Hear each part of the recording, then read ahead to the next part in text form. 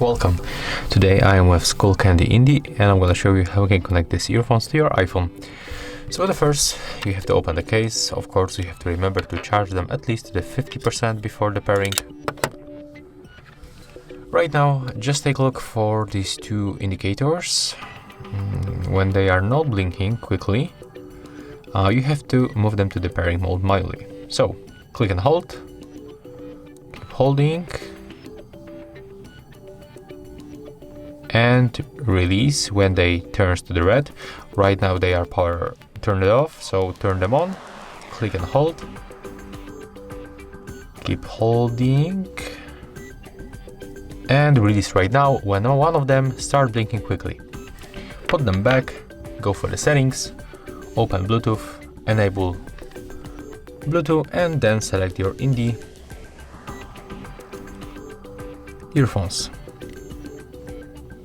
As you can see right now, we are successfully connected. So that's all. If you find this video helpful, remember to leave a like, comment, and subscribe.